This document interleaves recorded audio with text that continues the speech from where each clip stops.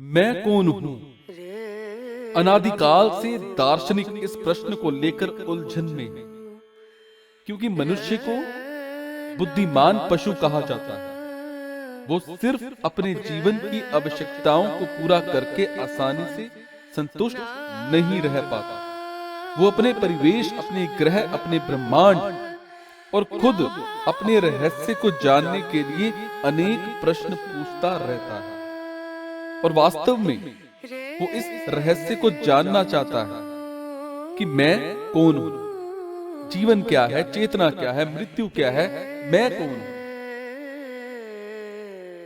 जो व्यक्ति जीवन को अच्छी तरह जीना चाहता है, उसे सबसे पहले ये समझना होगा कि मैं कौन हूं। इसे समझे बिना वो पशु के समान आहार, निद्रा, भय और मैथुन में व्यस्त रहेगा। वो नहीं जान सकेगा कि उसकी समस्याओं की जड़ क्या है और उसका समाधान क्या है। आधुनिक विज्ञान अत्यंत स्थूल रूप से इस प्रश्न का उत्तर देता है। मनुष्य सिर्फ कुछ भौतिक तत्वों और रसायनों से बना है। अणु या परमाणु उसके अस्तित्व के सबसे छोटे घटक हैं और उन्हीं के द्वारा जीवन आरंभ होता है।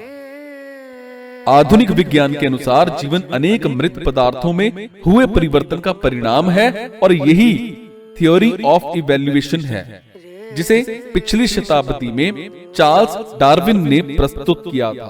और उसके अनुसार परमाणु मिलकर अणुओं का निर्माण करते हैं, उनके पुनः मिश्रण से अधिक जटिल अणुओं का निर्माण होता है और फिर देखते देखते जीवन की उत्पत्ति हो जाती है।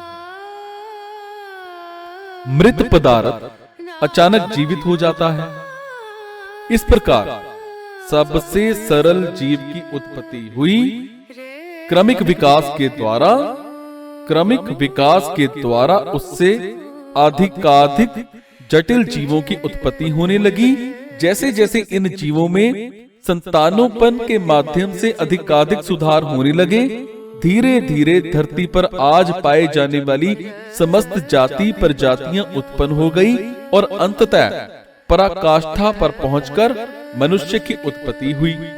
और मान्यता है कि ये सब अपने आप होता गया और इसके पीछे किसी की बुद्धि नहीं थी।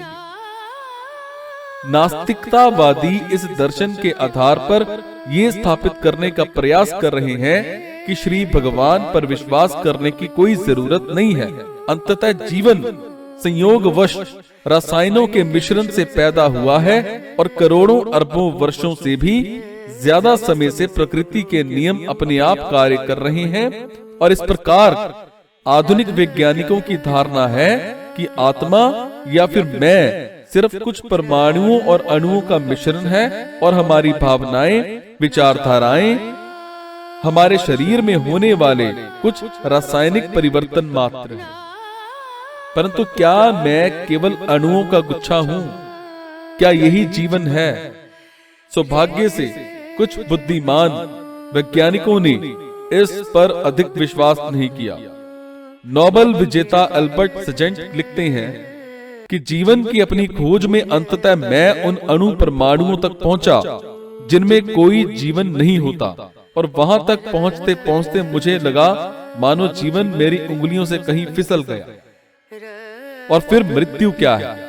नियम के अनुसार जीवन का अभाव मृत्यु है, परंतु वास्तव में जीवन है क्या? आज तक यही स्पष्ट समझ नहीं आ पाया। और फिर जीवन को कैसे समझा जाए?